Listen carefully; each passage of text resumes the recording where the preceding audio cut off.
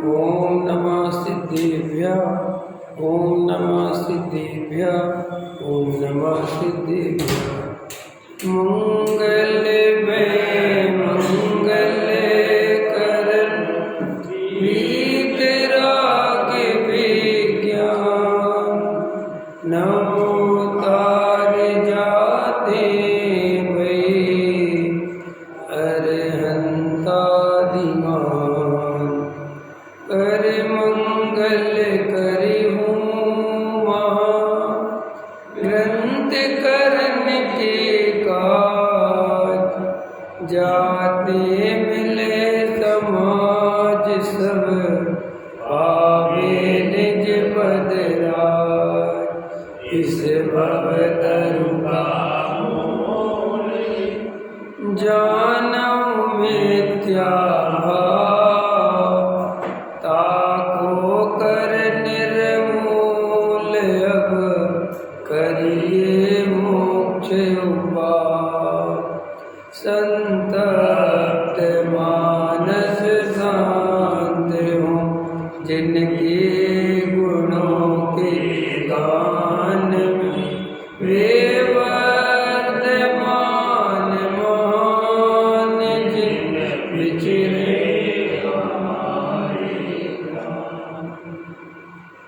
मोक्ष मार्ग प्रकाशक 8वां अधिकार।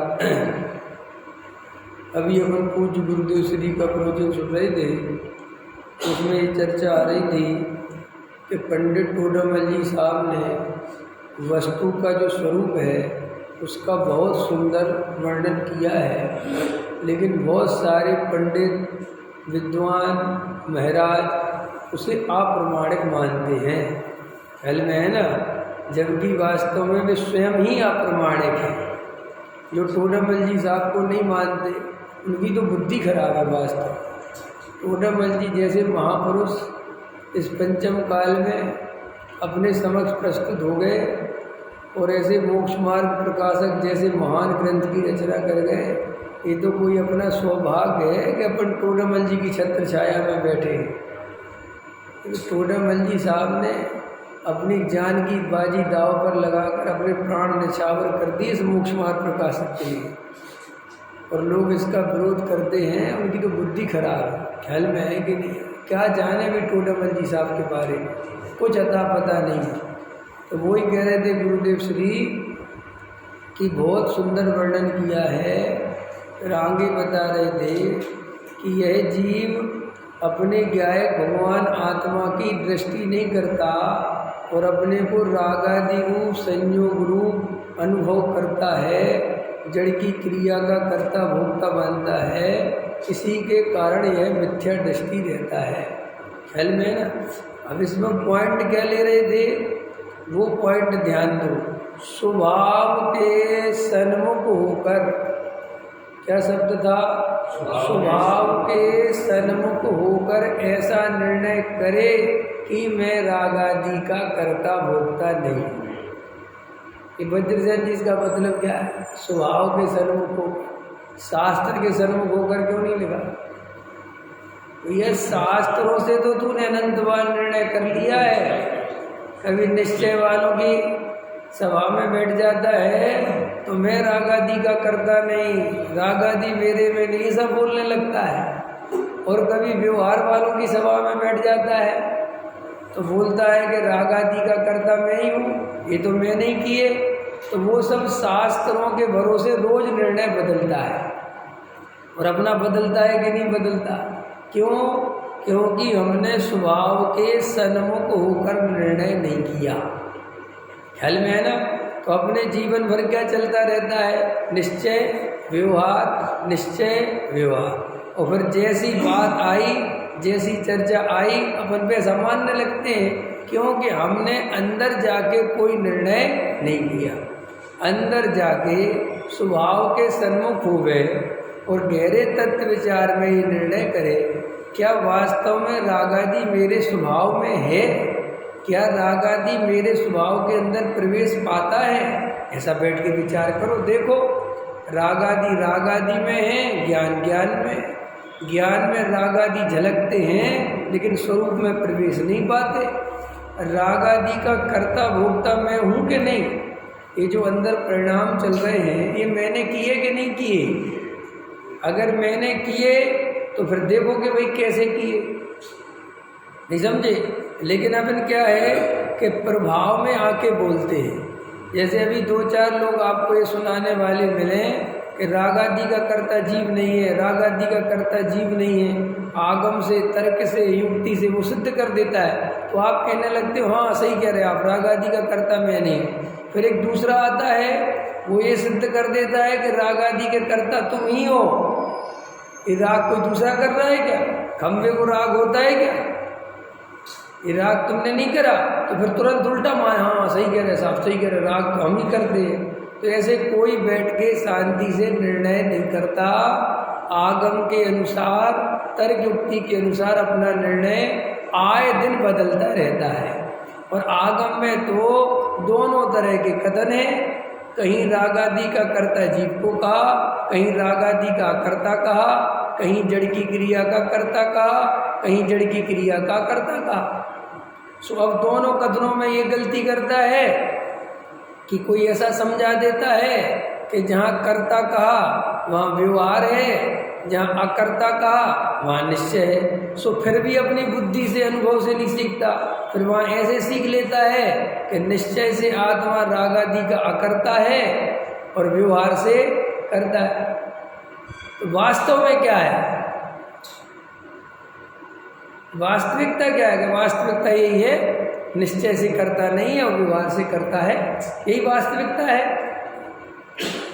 व्यवहार से कर्ता का मतलब क्या होता है? व्यवहार से राग आदि का कर्ता आत्मा है, इसका अर्थ क्या होता है?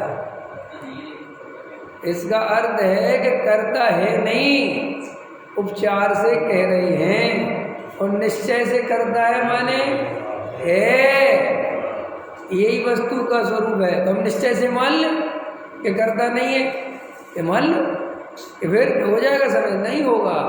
अंदर स्वभाव के सन्मुख होकर द्रव्य दृष्टि कर पर्याय आदि मेरे स्वरूप में नहीं है, पर्याय एक समय की है, मैं त्रिकाली ध्रुव हूँ, ऐसा बैठ के अनुभव से निर्णय करे तो सम्यक दर्शन की प्राप्ति होती है।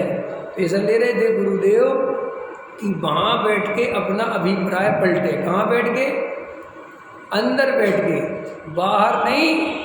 बाहर से तो रात दिन बदलते हैं, इधर आगे को हल में है ना, रात दिन बदलते हैं, चेंज करते हैं, फिर कोई आ जाता है, उजड़ की क्रिया करनी पड़ेगी, स्वच्छंदी हो जाओगे, पापी हो जाओगे, फिर क्रिया करनी पड़ेगी कि नहीं करनी पड़ेगी? बोलो, क्रिया करनी पड़ेगी कि नहीं करनी पड़ेगी? क्रिया अपने आप होती है कि करने से होती है? बताओ। हैं रमेश जी, आप बताओ, आप ही बताते हो, क्रिया करने से होती है कि अपने आप होती है? कब तक है? बोलो, ये जो अभी पूजा पाठ करके आए, ये किया कि अपने आप हुआ? हम वो तो बताओ दो। अरे इतनी संस्कृत थोड़ी जानते हैं, बताओ, करी के हुई? हृदय पे हाथ रख के बताओ, झूठ क्या बोलना, जो अनुभव में आए वो बताओ। करी। अब देखो करी है तो फिर भाई साहब ये क्यों सुनते रहते हो कि करता नहीं है? फिर ये बोला करो ना साहब ये झूठ है आपकी बात, बिल्कुल करता है, हम करके आए। अब आप कभी ऐसा प्रश्न नहीं करते हो, उससे आपके जीवन में भूल नहीं सुधर सकती, क्योंकि आप कुछ विचार ही नहीं करते। आप अपने को कर्ता मानते रहते हो, अकर्ता की बातें सुनते रहते हो, यही तो मायाचारी है, और क्या है? नहीं समझ में आया? अंदर से जब वास्तव में ऐसा लगता है कि मैं करता हूँ, और कुंद देव कह रहे हैं या समय सार या जिनागम कह रहा है कि करता नहीं हो, तो भाई दोनों बातें मैच नहीं हो रही ना। अब दोनों बातें मैच नहीं हो रही हैं तो भैया अंदर बैठ के विचार करो कि कहाँ गलती है। क्योंकि आगम तो झूठ नहीं बोलता, जिनेंद्र देव कभी झूठ नहीं बोलते, शास्त्र कभी गलत बात नहीं बोलते, तेरी मान्यता ही गलत है। अब इसको बैठने के लिए तत्व विचार में जाना पड़ेगा। ऐसे पूजा भी करोगे, सुबह प्रवचन सुनोगे, शाम को फिर प्रवचन सुनोगे और क्रिया के कर्ता बने रहोगे, तो मिथ्या दृष्टि रहोगे कि नहीं रहोगे? बोलो, शुद्ध भोजन करना कि नहीं करना? कौन करता है शुद्ध भोजन? आत्मा भोजन करता है कि नहीं करता? अच्छा, दिन भर में बताओ भोजन कौन करता है? मैं करता हूँ। अब ये सब बिल्कुल मोटा मोटा मिथ्यात्व है ना, कितना मोटा मिथ्यात्व है। शरीर की क्रिया मैंने की, भोजन मैंने किया, शुद्ध भोजन मैंने किया, ये सब मिथ्या दर्शन है। अब अंदर देखो कि एक बार भी विचार नहीं आता कि मैं भोजन नहीं खाता, मैं तो ज्ञाता हूँ, मैं खाने वाला नहीं, मैं तो जानने वाला हूँ। मेरी पोजीशन जानने वाली है, खाने वाली नहीं है। कि कितने दफ़े विचार आता है? एक दफ़े विचार नहीं आता।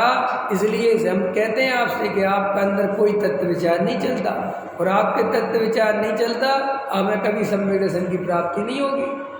और आप धर्म के नाम पर क्रियाएं बढ़ाते जाओ, बढ़ाते जाओ, बढ़ाते जाओ, बढ़ाते जाओ, उससे क्या होने वाला? उससे मिथ्या दर्शन का ही पुष्ट करने वाला है। जो जीव तत्व विचार नहीं करते, क्रिया कांड में लगते हैं, वे उस क्रिया कांड से मिथ्या दर्शन को पुष्ट करते हैं। हाँ हाँ, बिल्कुल खाए जाओ, इसमें क्या दिक्कत है? हम तो कह रहे हैं ना, आओ। हम कब कह रहे हैं? हाँ, आपको अरे चल ग्रहण क्या इसका? अरे मुझे बोल लेना, तो समझ में आया ना? आपको इतना है भक्त बक्ष का, खाओ बक्ष, कौन रोकता है? हमारे रोकने से रोके हो क्या है? आपको भक्त बक्ष का है, खा लो, हम कब मना कर रहे? ख्याल में है ना? लेकिन तुम अवक्ष खा के भी यही मानोगे कि मैं खाता हूँ। ये धमकी देते किसे हो? हम धमकी वमकी से नहीं डरते। तुम जो भक्त वक्ष खा के भी यही मानोगे, क्योंकि जब अंदर श्रद्धा खोटी है, इतनी ताकत नहीं है।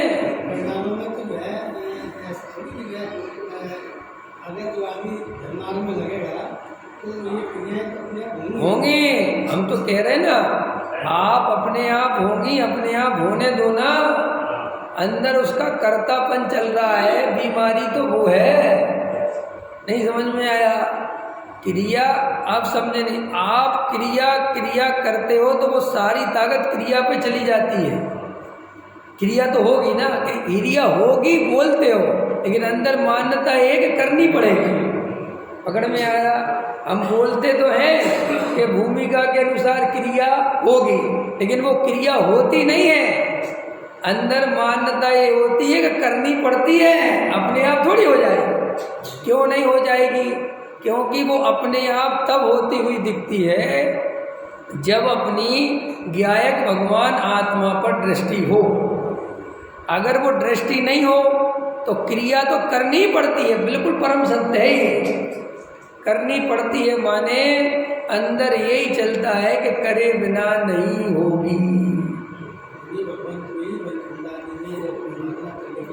हाँ बराबर, हाँ बराबर। अब देखो, अब मुनिराज का उदाहरण दिया कि मुनिराज द्रव्य क्षेत्र काल भाव देखते हैं, बिल्कुल देखते हैं, उसमें कोई दिक्कत नहीं है। निमित्त की तरफ से जो यथा योग बढ़िया से बढ़िया हो वो देखते हैं, लेकिन वे उसको कर्ता नहीं मानते। वे ये नहीं मानते कि ये द्रव्य क्षेत्र काल भाव से ध्यान हो जाएगा। लेकिन चूंकि संगी पंचेंद्रिय हैं, सम्यक ज्ञान के धारी हैं, तो यथायोग निमित्त ज्ञान जो दिखता है कि भाई ऐसी जगह स्थान रहो जहाँ कोई डिस्टर्ब नहीं करे, परेशान नहीं करे, सो ऐसा उस द्रव्य क्षेत्र काल भाव को देखकर राग आता है। लेकिन ना तो उस राग को उपादेय मानते हैं, जो विकल्प आया, ना उससे धर्म मानते हैं, ना उसके कर्ता मानते कि देखो मैंने बहुत अच्छा चुनाव किया। ऐसा नहीं, ऐसा विकल्प आया तो वो भूमि के अनुसार विकल्प आया, लेकिन उस विकल्प में भी कर्तृत्व नहीं और अपने को उससे सुख बुद्धि की कल्पना नहीं। अपने को अभी मुनिराज की बात नहीं है, अभी अपना जो काम है, अभी अपन को आत्मानुभूति करना है, सम्यक दर्शन की प्राप्ति करना है। अभी हमारा सबसे बड़ा काम ये है कि हमने आज तक अपने को अकर्ता नहीं देखा। ख्याल में है ना, अनादिकाल से अपने को करता भोक्ता देखा है। अब अपने को बड़ी मुश्किल से ये जो भाव मिला है, इस सबसे पहले एक बात अंदर बैठा लो कि हमें किसी भी कीमत पर सम्यक दर्शन की प्राप्ति करनी है। और हमें अगर सम्यक दर्शन की प्राप्ति करनी है तो हम जरा सा भी अंदर कर्तृत्व रखेंगे तो हमें सम्यक दर्शन की प्राप्ति नहीं होगी। ठीक है, घबराओ नहीं। तो अभी एक बार तो मजबूत करके तुम क्रिया की जिद छोड़ दो, डरो मत, छोड़ दो। डरो छोड़ दो माने उसका कर्तृत्व छोड़ो। आपको अभी क्रिया करती हुई भाषित हो रही है तो दिन भर इस बात में ताकत लगाओ कि मैं क्रिया का कर्ता नहीं हूँ और मुझे क्रिया का कर्तृत्व भाषित क्यों होता है। बैठो बैठो शांति से, दिन भर लगाओ इसी काम में। लेकिन ये मत करो कि क्रिया के कर्ता भी बने रहो, अपने को ज्ञायक भी बोलते रहो और जिंदगी भर लगे रहो। बहुत खत्म हो जाएगा, मैं क्या कर लूँगा, कोई क्या कर लेगा। फिर आप यही बैठे रहना, हमने शुद्ध खाया है, हमने कभी अभक्ष नहीं खाया, ये रिकॉर्ड बन जाएगा और ये बहुत खत्म हो जाएगा। और ऐसे ही रिकॉर्ड हमने अनंत बार बना के छोड़ दिए। और अब हमारे जीवन में अभक्ष आने वाला नहीं है। हम आलू प्याज खाने नहीं चले जाएंगे, नहीं समझ में। डरो मत, तुम सिर्फ अंदर एक बार बैठ के गायक भगवान आत्मा का निर्णय तो करो, आत्मा की सच्ची प्यास तो जगाओ। ये बार बार बाहर की चीज़ों को अंदर लेके क्यों आना। एक बार बैठ के ईमानदार बनो कि मैं वास्तव में करता नहीं हूँ तो नहीं हूँ, मैं देखता हूँ अपने आप क्रिया होती है कि नहीं होती। देखो ना, ये सब नहीं हो रही तो भैया इसका मतलब ये है कि मैं अभी भूमिका में सही पहुंचा नहीं हूँ, ये तब नहीं हो रही। नहीं समझ में आया? उदाहरण दे देता हूँ। जैसे माँ बने बिना, बच्चे को गर्भ में रखे बिना, जन्म दिए बिना ममता कहाँ से लावे? ममता ला सकती है? और ऐसा कोई पढ़ा देवे कि माँ को भूमिका अनुसार बच्चे की ममता आती है, अब उसे आवे नहीं तो करनी पड़ेगी कि नहीं कहे? तो करनी पड़े तो वो ऐसा कहवे कि भैया अपने आप कहाँ आती है ममता, करनी पड़ती है। तो भैया तुझे इसलिए करनी पड़ती है कि तू असली माँ नहीं बनी है, तू माँ बन। ऐसे ही श्री गुरु कहते हैं कि तू ये जो बार बार प्रश्न उठाता है कि साहब क्रिया का ध्यान रखना पड़ेगा कि नहीं रखना पड़ेगा, अपने आप थोड़ी होगी। बक्ष का ध्यान रखना पड़ेगा, इसलिए करना पड़ता है कि तेरे अंदर सम्यक दर्शन नहीं है, मिथ्या दर्शन है। और मिथ्या दर्शन में ऐसे ही भाव भाषण होता है कि करेंगे तो सही होगी वरना तो बेकार हो जाएगा। क्योंकि उसका डर सही है, उचित है, क्योंकि उसको ऐसे ही लगता है कि मैं करता हूँ तो होती है, अगर नहीं करूँगा तो स्वच्छंदी हो जाऊँगा। स्वच्छंदी क्यों हो जाओगे आप? क्यों हो जाओगे? इसका मतलब अभी आप स्वच्छंदी होने से रुके हुए हो भय के कारण, आत्मा के कारण नहीं। अंतर समझ में आया कि नहीं आया? कोई भी माँ अपने छोटे से बच्चे को, इतना छोटा सा बच्चा, बिल्कुल कितना छोटा सा होता है, उसको बाजू में सुलाती है तो दूसरे को भले ही डर लगे कि अरे इसको दबा बबा मत देना, रात को सोते समय न दब जाए बेचारा। लेकिन उस माँ को लगता है ऐसा डर के दब जाएगा? क्यों नहीं लगता? प्रश्न है मेरा, क्यों नहीं लगता? पति को तो कभी कभी लग भी जाता है, पिता को ऐसा डर लग जाता है कि ये भैया तुम ऐसे सोना, ये बच्चा छोटा सा है, तो वो कह रही दिमाग खराब है क्या, ऐसे कोई ऐसे दब जाएगा कि वो हमें अपनी जान से ज़्यादा प्यारा है, वो दब कैसे जाएगा? उल्टा हम गिर जाएंगे नीचे, वो नहीं कुछ होने देंगे उसको। ऐसे ही श्री गुरु कहते हैं कि तुझे अभी आत्मा की सच्ची खबर नहीं है, इसलिए तू स्वच्छंदी होने से डरता है, क्योंकि तूने जो अपने हिंसादी रोक रखे हैं वो शास्त्रों के भय से रोक रखे हैं। टोडामल जी साहब ने लिखा है नरक आदि के भय से और स्वर्ग आदि की चाह से ये पापों से बचता है, और दयादान पूजा भक्ति में लगता है तो उसके अंदर वो भय काम करता है। अब उसको ऐसा लगता है कि अगर मैं आत्मा को करता गया है भगवान आत्मा, तो ऐसे तो मैं स्वच्छंदी हो जाऊंगा, और स्वच्छंदी हो जाऊंगा तो कहाँ चला जाऊंगा? नरक। तो वो उसके भय से उन क्रियाओं का कर्ता भोक्ता बनता है। समझ लो, आचार्य कहते कि करता है, अज्ञान के कारण उन क्रियाओं का कर्ता बनता है। क्रिया तो अपनी योग्यता से होती है, करता तो तब भी नहीं है, लेकिन वो ऐसा मानता है कि मैं करता हूँ। इसलिए जिन जीवों को स्वच्छंदी होने का डर सताता है, वास्तव में उन्हें अपनी आत्मा से सच्चा प्रेम है नहीं। और जो ईमानदार होते हैं, जिन्हें अपनी आत्मा से सच्चा प्रेम होता है, वे कभी भी क्रिया से घबराते नहीं हैं और बहुत सहज रहते हैं। उनके अंदर हठाग्रह कभी नहीं होते ही नहीं। वज्रसेन जी ये बात अच्छे से समझ लो, ये वज्रसेन जी सब समझते हैं, ये तुम्हें समझवाने के लिए प्रश्न करते हैं। ख्याल में आया ना? ऐसे गुरुदेव की सभा में 2-4 लोग आगे बैठते थे और वे हमेशा क्रॉस क्वेश्चन करते थे ताकि दुनिया को गलत फहमी नहीं हो, इसलिए तो वो इसलिए। लेकिन अभी समझ लो बहुत ध्यान से, बहुत इम्पोर्टेंट बात बता रहा हूँ मैं। सम्यक दृष्टि कभी हठाग्रही नहीं होता, क्रिया का तो बिल्कुल भी नहीं होता, कब भी नहीं होता। और जो हठाग्रही हो वो कभी सम्यक दृष्टि नहीं होता, खतरनाक। सम्यक दृष्टि की आप सहजता सोच ही नहीं सकते 3 काल में। क्या बोलो? अगर उसके बस का नहीं होगा, सम्य शिखर का पहाड़ चढ़ना नहीं चढ़ेगा, वो बिल्कुल नहीं चढ़ेगा। लिख के ले लो तुम। हठाग्रही आदमी करते हैं सब काम, वो कहेगा बिल्कुल नहीं चढ़ना, कोई जरूरत नहीं, क्योंकि तब तो असली वस्तु स्वरूप समझा।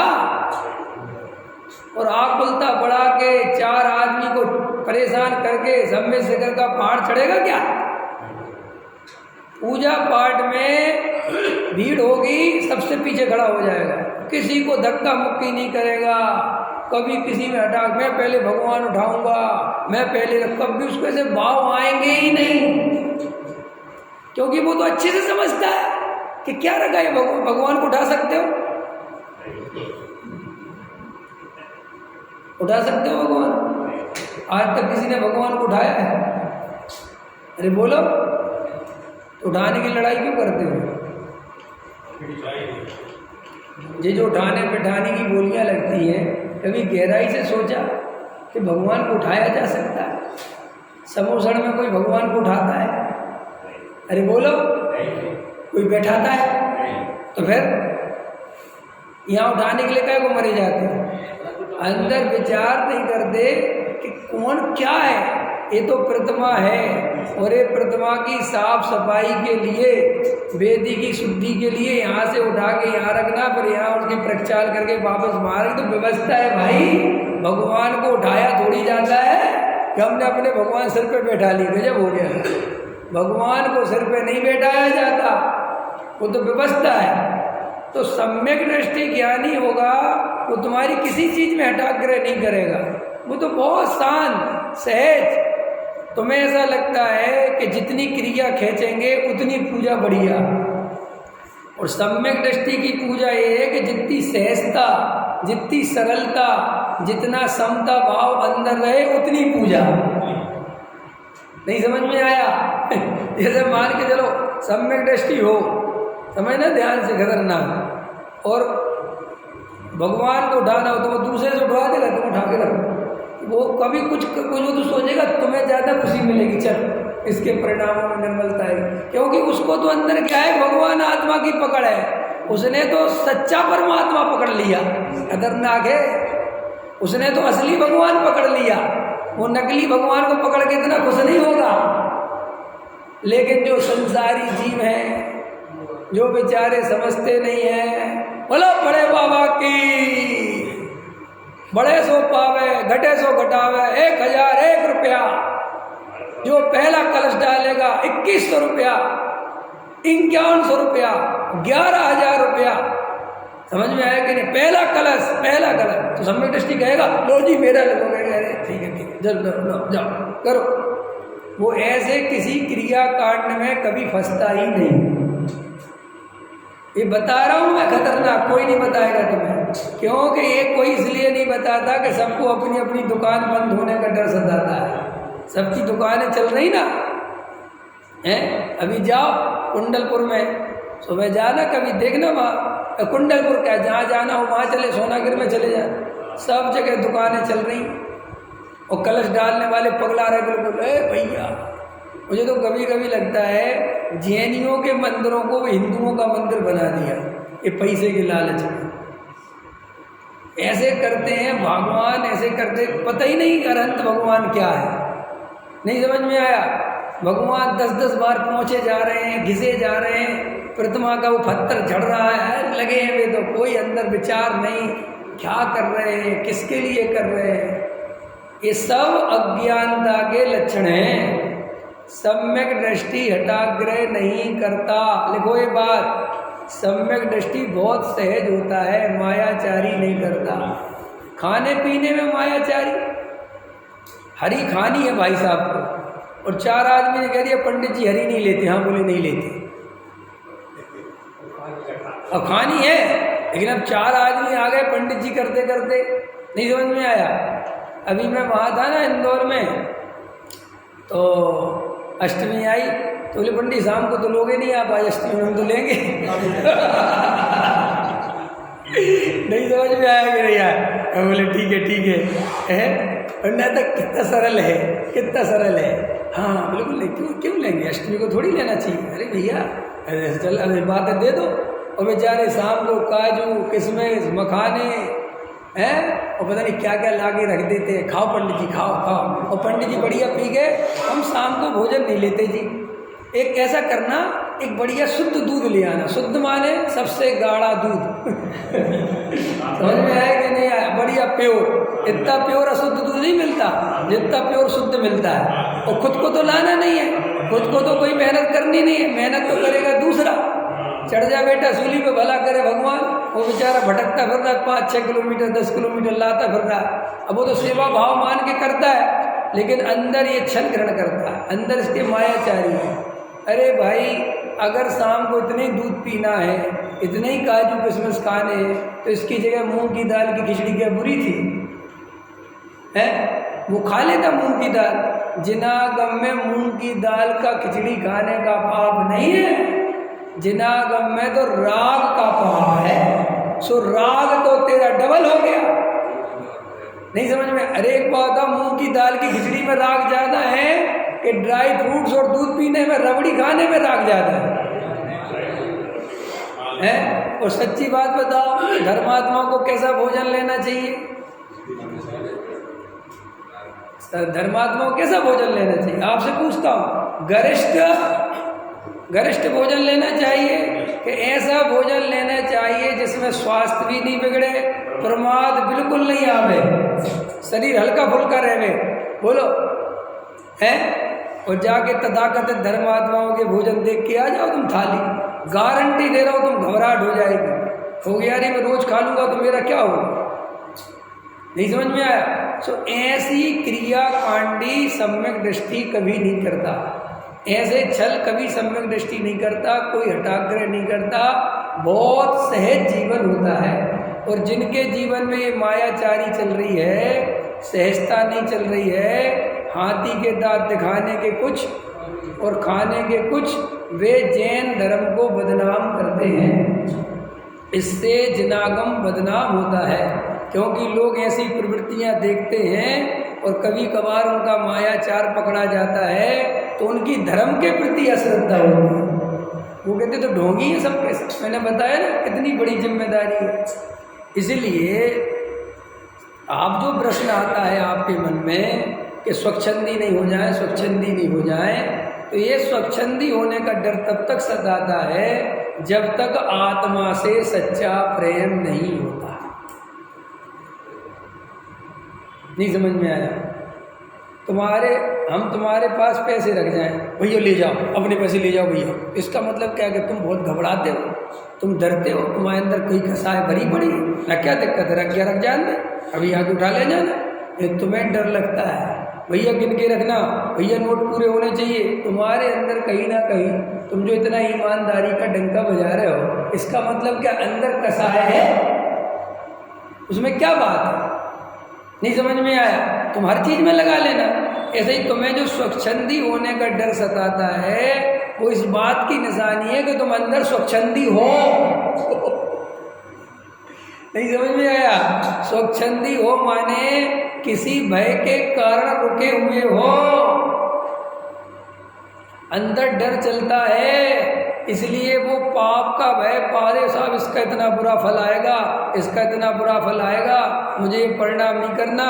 तो श्री गुरु कहते हैं ये सारी दृष्टि पर्याय दृष्टि है और ये मेढकों को तोलने जैसा है। जो जीव सम्यक दृष्टि नहीं होता वो रात और दिन धर्म के नाम पर इन परिणामों की संभाल में लगा रहता है और परिणामों की संभाल में ही उसका पूरा जीवन चला जाता है और वो अपरिणामी ज्ञायक भगवान आत्मा कभी अनुभव में नहीं देख पाता।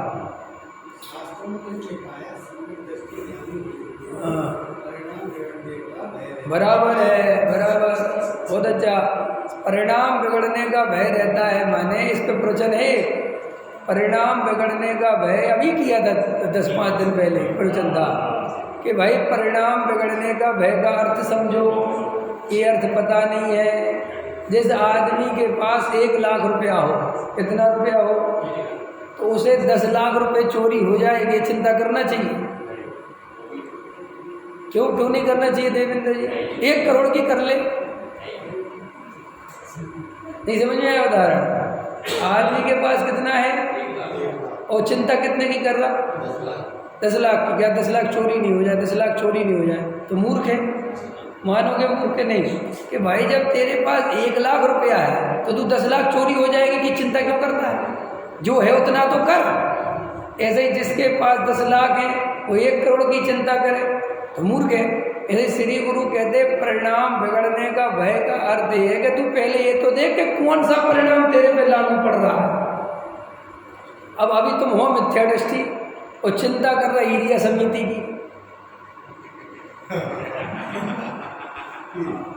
नहीं समझ में आया? अभी हो मिथ्या दृष्टि और चिंता कर रहे भाई साहब एरिया समिति की, भाषा समिति की, यशना समिति की। समझ में आया कि नहीं आया? और तुम्हारा भोजन एक बार लेना है, अरे भैया ये बाद में, इधर आओ पहले। कि कहाँ आऊँ? कि जे भी मिथ्या दर्शन कि जे बाद में देखेंगे। तो मूर्ख है कि नहीं? तो जैसे मिथ्या दृष्टि को सबसे भयंकर परिणाम मिथ्यात्व है, तो उसको ये भय रखना कि मिथ्यात्व नहीं हो जाए, क्योंकि मिथ्या से बड़ा पाप कोई दुनिया में दूसरा नहीं। तो सम्यक दृष्टि 14 गुण स्थान वाले को परिणाम बिगड़ने का भय रखना माने मुझे भूल कर भी कर्ता कर्म की बुद्धि ना हो जाए, मुझे भूल कर भी एक तरफ दूसरे तरफ का कर्ता भोक्ता न दिख जाए, इसका विचार सम्यक दृष्टि को है। इसे कहते परिणाम बिगड़ने का भय रखना। अब आगे चलो पंचम स्थानवर्ती। पंचम स्थानवर्ती एक स्टेज आगे बढ़ गया, उसने प्रतिमाएं ले ली, सो उसकी प्रतिमाओं में कोई दोष न लग जाए, उसको यहाँ की पूंजी मिल गई, उसकी पूंजी बढ़ गई। और मुनिराज को और पूंजी बढ़ गई तो उनके 28 मूल गुण में कोई दोष न लग जाए, उनके ये परिणाम। तो सबके लिए अलग अलग है वो परिणाम बिगड़ने का भय रखना। तेरे पास मिथ्या दर्शन भरा पड़ा हुआ है और तू ये दया दान पूजा के परिणामों की बात करता है। सो टोडामल जी साहब का वाक्य है, सप्त व्यसन से बड़ा पाप मिथ्यात्व है। ये किसी माई के लाल में दम नहीं है जो ये बात लिख दी है। दम, सप्त व्यसन से बड़ा पाप मिथ्यात्व है दम। इसका अर्थ समझते हो? इसका अर्थ समझो पहले। सप्त व्यसन से बड़ा पाप मिथ्यात्व है, इसका अर्थ समझो। मास्टर जी बताओ, इसका अर्थ बताओ। सप्त व्यसन से बड़ा पाप मिथ्यात्व है, क्या अर्थ है इसका?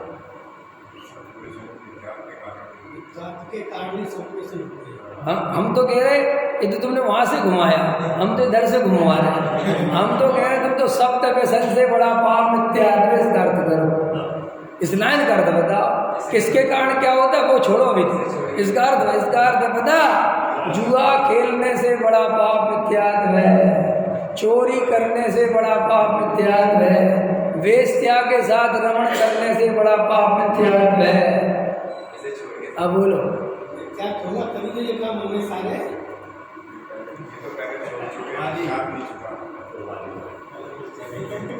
इसका अर्थ समझते हो? इसका अर्थ है ओडमली अपने को ये समझा रहे कि तुम सबसे पहले इस मिथ्यात्व के नाश करने का उपाय करना। वे उदाहरण दे रहे हैं कि तुम कहाँ भी सुख भाव और दया दान में पड़े हो। हम ये कह रहे हैं कि सप्त व्यसन भी कुछ नहीं बिगाड़ते जो ये मिथ्यात्व बिगाड़ता है। अभी मैं बोल दूंगा तो खतरनाक है, समझ में आया? ये कहते हैं कि सप्त व्यसन का सेवन करेगा तो नरक जाएगा, और क्या आफत आ जाएगी? कौन सी आफत आ जाएगी? सब रावण ने पर स्त्री सेवन किया तो कहाँ मर गया? नरक चला गया। और क्या हो गया? नरक में जाने पर भी अभी कालांतर में मोक्ष चला जाएगा, लेकिन मिथ्यात्व का सेवन किया तो निगोज जाता है। कि उदाहरण दो कि 9वें गिरे पे पहुंचा, वो दया दान पूजा भक्ति से कहाँ पहुंचा? 9वें गिरे। और 9वें गिरे पे पहुंच के इतना पुण्य इकट्ठा करने के बाद देव एक इंद्री हुआ। देखो उस मिथ्यात्व ने कालांतर में कहाँ पहुंचा दिया। इसलिए मिथ्यात्व वैरी का अंश भी बुरा है। तुम जितनी ताकत ये बाहर से धर्मात्मा दिखने में लगाते हो, ये जड़ की क्रिया में लगाते हो, उससे आधी भी ताकत तत्व विचार में नहीं लगाती। सोचना, विचार करना। धर्मात्मा दिखने में धर्म नहीं है, धर्मात्मा होने में धर्म है। अरे हमें दुनिया पापी समझती रहे, समझने दो ना, क्या फर्क पड़ता है? नहीं समझ में आया? किसी के घर में बहुत माल हो, और पहले तो ऐसे ही होता था, अब दिखावटी दुनिया अब हो गई। पहले उल्टा था जमाना। पहले लोगों के घर में पैसा होता था तो वे दिखाते नहीं थे, उल्टा फटे पुराने कपड़े पहन के निकलते थे, और ये सोचते थे किसी को पता नहीं चलना चाहिए कि हमारे घर में पैसा है। क्योंकि पहले लूट मार होती थी, लोकतंत्र तो था नहीं, किसी ने ज़्यादा 3-5 करी तो लूट लेते थे। तो भैया कोई दिखाता नहीं तो चुपचाप रखते थे। श्री गुरु कहते ऐसे ही तुम धर्म दिखाओ मत, वरना लूट लिए जाओगे। कि कैसे लूट लेंगे हम? कि तुम धर्मात्मा दिखे और लोगों ने प्रशंसा छोड़ी, लोगों ने भगत जी कहना चालू किया, लोगों ने तुम्हारे नियम धर्म की प्रशंसा चालू करी। कभी कभी तो ऐसा होता है, ऐसी इमेज बन जाती है धर्मात्मा की कि वो कहीं जाए और बेचारा वो खाता भी होगा वो चीज़, तो समाज वाले उसे खाने नहीं देंगे। कई दफ़े देखा मैंने ऐसा कि वो बेचारा खा ही रहा था, सोच ही रहा था, इतने में चालू, अरे आप तो ये लोग ही नहीं, आप तो ये लोग ही नहीं, आपके योग तो अब क्या करेंगे है? अब वो इतना अभी दुष्ट तो है नहीं, मैंने अंदर वो धर्मात्मा की इमेज खाई जाती उसे, तो वो कहता हाँ अच्छा मेरे अच्छा चलो ठीक है कोई बात नहीं। और बिल्कुल अंदर खाता है, क्योंकि घर में जाके खा लेता है, वही खाता है। अब तुम्हें क्या लगता है कि हमने तो धर्म की प्रभावना नहीं करी, भयंकर पाप किया है माया? क्यों?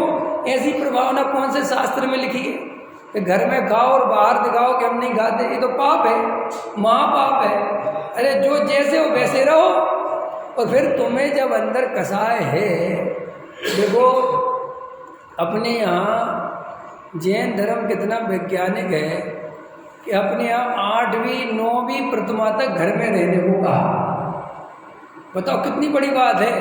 अभी 9वीं प्रतिमा तुम्हें पढ़ाऊं तो तुम ये कहोगे कि ये आदमी घर में रह क्यों रहा? 9वीं प्रतिमा पढ़ाऊं समझ में आया? लेकिन वो घर में रहता है क्योंकि भैया उसको पता है कि अभी इतनी साधना चल रही है, परिणामों की कुछ स्थिति नहीं है, कौन सा विकल्प आ जाए, कौन सा विकार आ जाए, और एक बार बाहर निकल गए घर से, नहीं समझा, और फिर तो निकल गए तो फिर तो निकल ही गए, फिर तो ये घर में लौट के आने भी नहीं देंगे।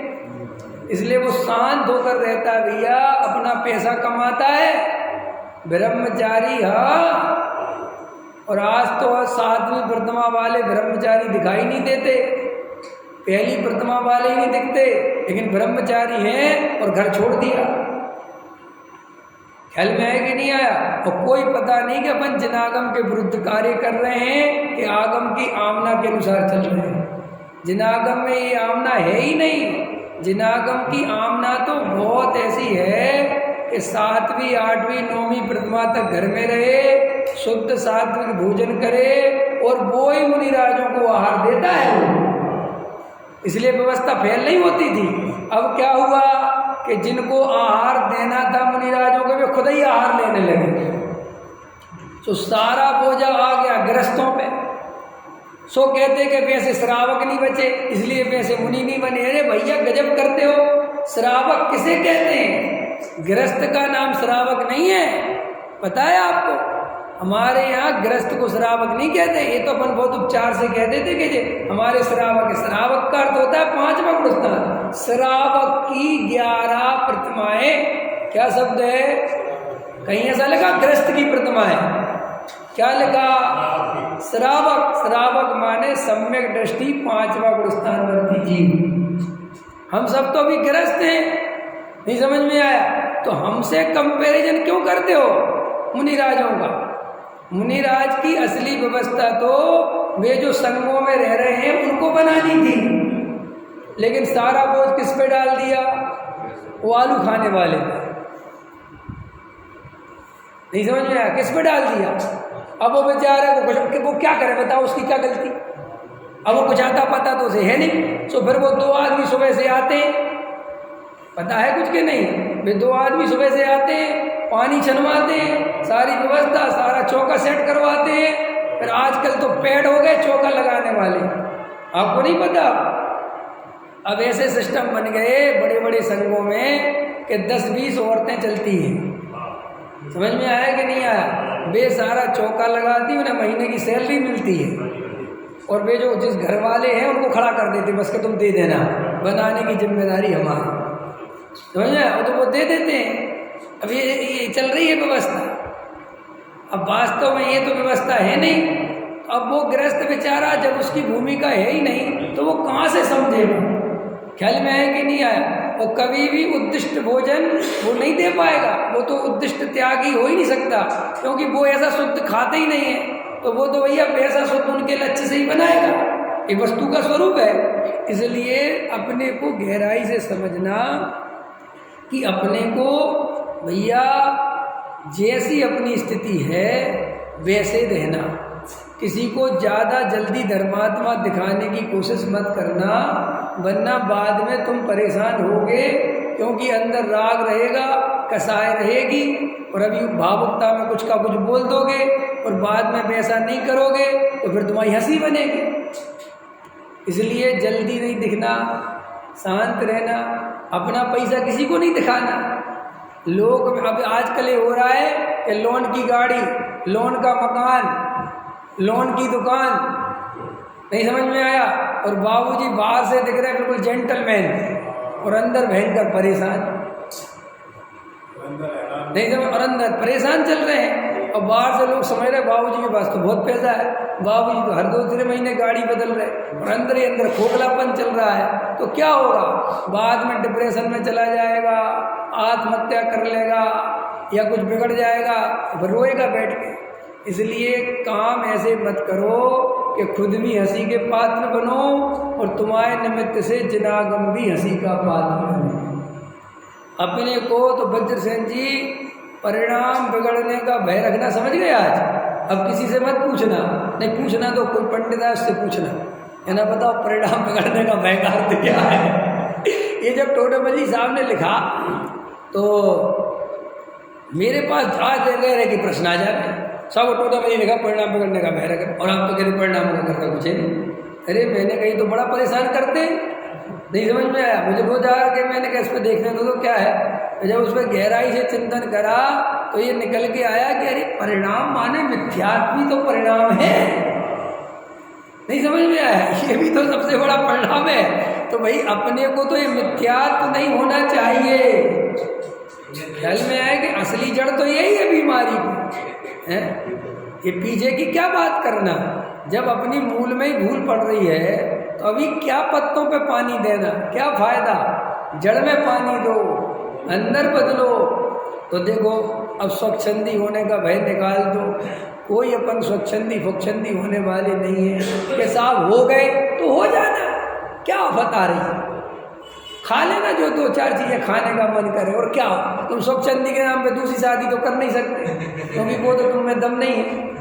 बताओ बदसंजी कर सकते हो पहली हो गई वही बहुत है। अब तुम स्वच्छंदी के नाम पे होने के नाम पे क्या करो, लड्डू पेड़ा खा लोगे, क्या करो क्या करो। अच्छा बता, मैं तुमसे पूछता हूँ, तुम स्वच्छंदी होने के नाम पे करोगे क्या? इस पर भी अपन पूछ तो लो। कभी कभी ऐसा भी होता है, बातें चलती बड़ी बड़ी और होता कुछ नहीं है। जैसे हम स्वच्छंदी हो जाएंगे, तो क्या करोगे? स्वच्छंदी हो जाओ, क्या बताओ क्या हम करेंगे? क्या क्या पूजा में आना छोड़ देंगे? छोड़ देना, और क्या होगा? पूजा करने से कौन सी बड़ी पुण्य बनता है, और क्या होगा कि साहब हम स्वाध्याय करना छोड़ देंगे? छोड़ दो, और क्या होगा? और क्या करो, और क्या करो? हजारों करोड़ों लाखों आदमी नहीं करते, तुम भी नहीं करोगे, और क्या होगा कि साहब हम आलू खा लेंगे, खा लेंगे, और क्या करोगे? और कुछ, और क्या करोगे? स्वच्छंदी के नाम पर। और हमसे लिख के ले लो तो मैं कुछ भी नहीं करूँगी। हाँ, ये कुछ भी नहीं करोगे, और कहते हो बस हवा में लट्ठ चल रहा है, होना जाना तो कुछ है नहीं समझ में आया कि नहीं आया? एक आदमी से बोला, बोले भाई साहब नमस्कार। बोले भैया नमस्कार। बॉम्बे में खड़ा था बेचारा, समुद्र के भी नमस्कार आया। बोले 10 लाख रुपए दो मुझे आप। किस बात की भाई, कौन हो तुम? मैं तो तुम्हें जानता नहीं। कह रहा इसीलिए तो मांग रहा हूँ कि अपनी जान पहचान पड़ेगी।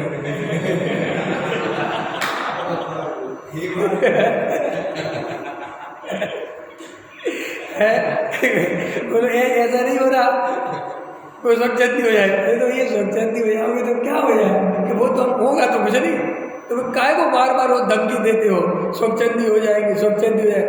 अरे देखो भाई, तुम व्यवहारी भाषी होकर भी आत्मा नहीं जानते और स्वच्छंदी होकर भी आत्मा नहीं जानते। क्या फर्क पड़ता है?